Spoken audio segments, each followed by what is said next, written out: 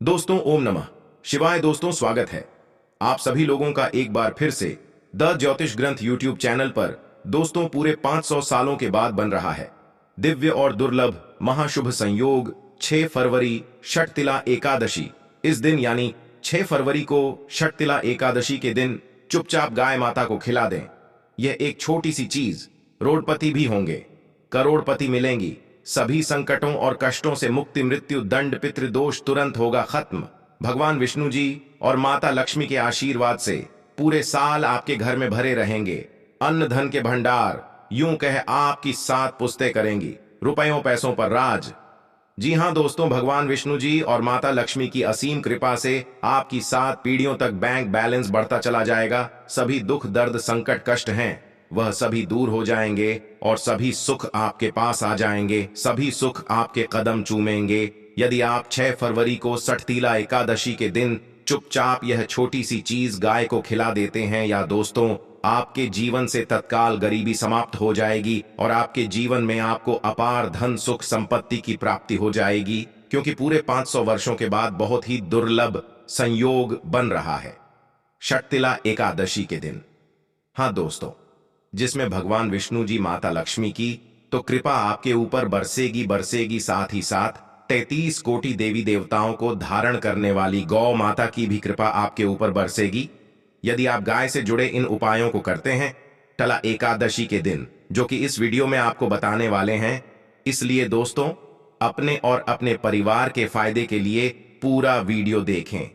यदि आप चाहते हैं कि आपको भगवान विष्णु जी माता लक्ष्मी की कृपा वसे 33 कोटि देवी देवताओं को धारण करने वाली गौ माता की कृपा आपके परिवार के ऊपर बरसे 7 पीढ़ियों तक आपको लाभ मिले, तो दोस्तों आज की वीडियो शुरू से अंत तक पूरा देखना, बिना काटे बिना स्किप किए हुए। जी हां दोस्तों, वीडियो को आगे शुरू करें।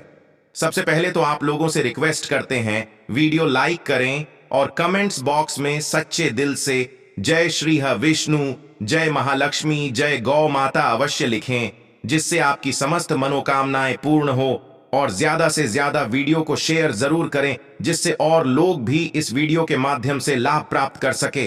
दोस्तों आपको बता दें, फरवरी के महीने में पड़ने वाली पहली एकादशी को शिला एकादशी कहते हैं। तिला एकादशी माघ मास के कृष्ण पक्ष की एकादशी तिथि को मनाई जाती है। पंचांग के अनुसार यह पर्व 6 फरवरी दिन मंगलवार को है। मंगलवार को पूरे विधि विधान से भगवान विष्णु जी की उपासना की जाएगी। श्री हरि विष्णु जी को प्रसन्न करने के लिए यह दिन यानी एकादशी का दिन बहुत ही खास और महत्वपूर्ण माना जाता है।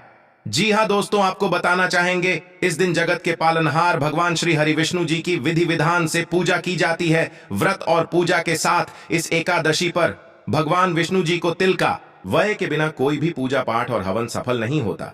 जहां दोस्तों, गो कृपा पाने के लिए प्रतिदिन, सप्ताह अथवा महीने में परिवार समेत एक बार गौशाला जाने का नियम जरूर बनाएं और वहां गाय को हरा चारा जरूर खिलाएं। इससे आपको शुभ फलों की प्राप्ति होगी और साथ ही साथ गौ सेवा और गो पूजा से 9 ग्रह शांत हो जाते हैं और इनसे जुड़े दोषों का निदान हो जाता है। गर्मियों में गौ माता को पानी पिलाएं और सर्दी में गौ माता को गुड़ अवश्य खिलाएं। ध्यान रखें कि गर्मियों में गाय को गुड़ न खिलाएं। अनेक देवी देवताओं को अपने शरीर पर धारण करने वाली गौ माता से जुड़े कई शुभ और अशुभ संकेत भी होते हैं। मसलन गाय का दूध दहाते समय यदि गाय ठोकर मार दे और सारा दूध बिखर जाए तो अपशगुन होता है। यदि कोई यात्रा पर निकल रहा हो और गाय अपने बछड़े को दूध पिलाती सामने आ जाए तो निश्चित रूप से जिस यात्रा के लिए आप निकले हैं वह यात्रा आपके लिए अवश्य ही सफल होगी और वह काम जिसके लिए आप निकले हैं वह अवश्य ही पूर्ण होगा। यात्रा पर जाते समय बाईं ओर गाय की आवाज आना और रात्रि में गाय की हुंकार करना भी शुभ होता है। दोस्तों साथ ही साथ गाय के साथ आप भूलकर भी यह काम ना करें, अन्यथा मिलता है घोर नरक और जीवन भर की परेशानियां। जहां दोस्तों गाय को राष्ट्रीय पशु बनाए जाने और इन्हें मौलिक अधिकार दिए जाने की बात हो रही है तो सवाल उठता है कि गाय जब भारतीय संस्कृति का अहम हिस्सा है तब भी गाय के साथ लोग खराब व्यवहार कैसे कर लेते हैं। गाय दर दर भटकती रहती है, भरपेट इन्हें चारा तक लोग नहीं देते। गाय जब तक दूध देती रहती है तो उनकी सेवा होती है, और जैसे ही दूध देना बंद कर देती है तो लोग इन्हें उनकी किस्मत पर छोड़ देते हैं, सड़कों पर और गलियों में भटकने के लिए। ऐसे में गोवंशी जीवों को कोई डंडे से मारता है तो कोई उन पर पानी डाल देता है, कभी वाहनों से इन्हें ठोकर लग जाती है तो कभी बीमार होकर बेचारी एक गाय दम तोड़ देती है। ऐसे में जरूरत है इन बातों को जानने की कि गाय को लेकर शास्त्रों में क्या कहा गया है, गाय के साथ आपको कैसा व्यवहार करना चाहिए। या दोस्तों, गाय को कभी भी मारना पीटना नहीं चाहिए। शास्त्रों में गाय को माता का दर्जा दिया गया है। गाय को मारने पीटने वाला माता को मारने पीटने वाले के समान पाप का भागी माना जाता है। ऐसे घरों को नरक लोक में वर्षों तक कष्ट भोगना पड़ता है, अगले जन्म पशु योनि में मिलता है।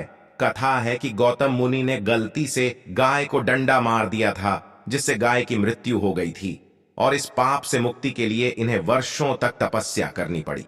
भगवान श्री कृष्ण जी ने बैल स्वरूप में आए वृतासुर का वध कर दिया था, जिससे मुक्ति के लिए भगवान श्री कृष्ण को संपूर्ण तीर्थों को एक कुंड में बुलाना पड़ा, और इस कुंड में स्नान से वह पाप मुक्त हो गए थे।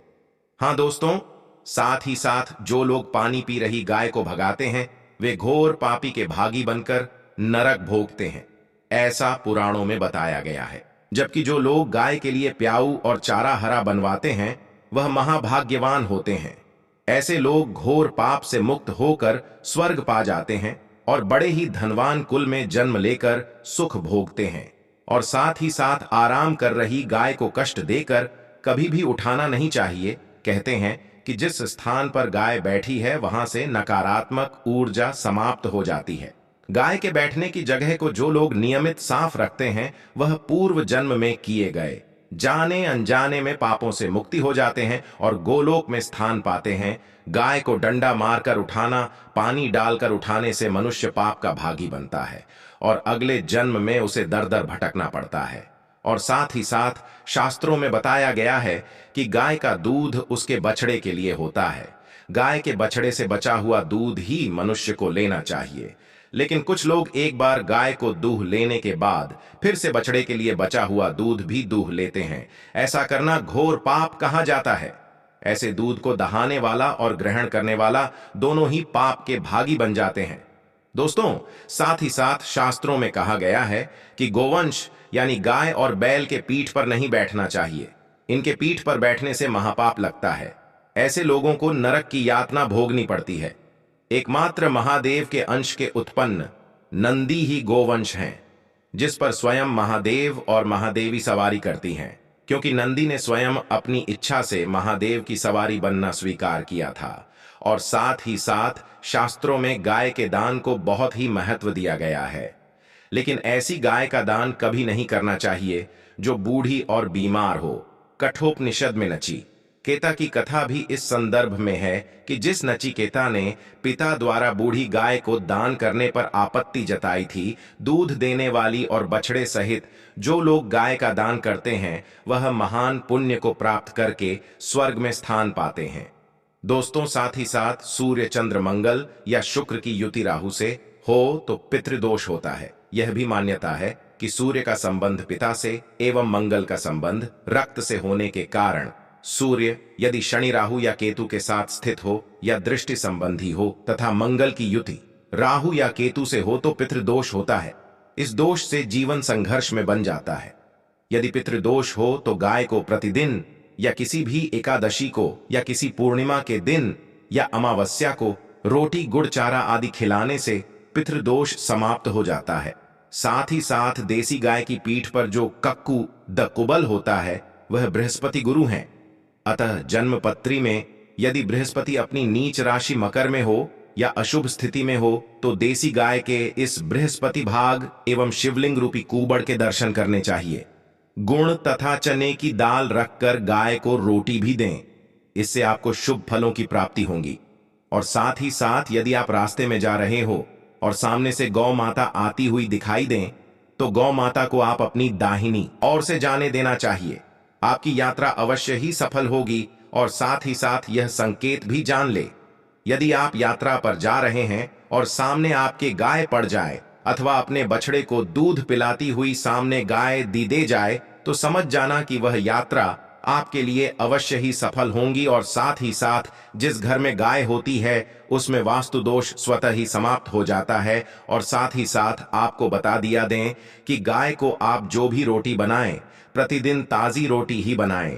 गाय को अगर आपने रोटी बनाई है तो कोशिश करें कि उस रोटी को आप तुरंत ही गाय को दे दें। अगर आप उस रोटी को रख देंगे और उस रोटी को अगले दिन देंगे तो वह रोटी बासी मानी जाएगी।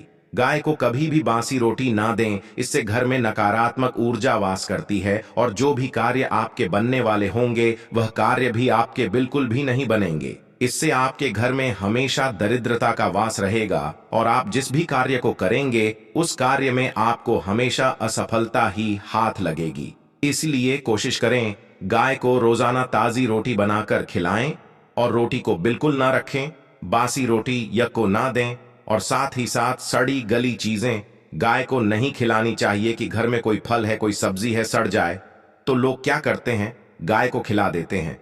नहीं, ऐसा नहीं करना चाहिए। ऐसा करने से यदि आप गाय को खिलाते हैं तो और आप पाप के भागी बन जाते हैं। आप बिल्कुल भी सड़ी गली चीजें गाय को ना खिलाएं और साथ ही साथ आप आटे की 11 लोइयां बनाकर उनके ऊपर हल्दी लगाएं। इसके बाद आप उन 11 लोइयों को एक एक करके गाय को खिलाएं। प्रत्येक गाय को खिलाते समय गाय के सींगों पर आप हाथ फेर, पीठ पर हाथ फेरे, मस्तक पर हाथ फेरे, माता गाय के आप चरणों के स्पर्श करें। जी हां दोस्तों, ऐसा करने से आपके समस्त कार्य बनने लगेंगे। जो दुख का समय चल रहा है वह भी समाप्त होगा। आपके जीवन में खुशियां खुशियां होंगी और एक बार आप 7 बार गाय की परिक्रमा भी कर ले तो आपके समस्त कार्य पूर्ण होंगे। और साथ ही साथ आप गाय को जब भी रोटी दें, रोटी पर या तो आप थोड़ी हल्दी लगा लें या थोड़ा गुड़ रख लें। अगर गुड़ ना हो तो आप थोड़ा मिश्री रख सकते हैं, थोड़ा घी रख सकते हैं। या दोस्तों, गाय को कभी भी सूखी रोटी ना खिलाए। सूखी का मतलब गाय को जो रोटी रखें खिलाए, उस पर कुछ ना कुछ रख कर खिलाएं। हल्दी रख ले, गुड़ रख ले, मिश्री, घी या जो भी रख ले, मतलब खाली रोटी नहीं खिलानी है। ध्यान इस बात का रखें, तभी आपको शुभ फलों की प्राप्ति होगी। जी हां दोस्तों, यह थे गाय से जुड़े कुछ महत्वपूर्ण उपाय, कुछ बातें जिन्हें आपको ध्यान में जरूर रखना चाहिए। दोस्तों, वीडियो अच्छी लगी हो तो वीडियो को लाइक करें, ज्यादा से ज्यादा अपने दोस्तों में शेयर करें। चैनल पर नए हैं तो सब्सक्राइब करें। मिलते हैं अगले वीडियो में। जय गौ माता।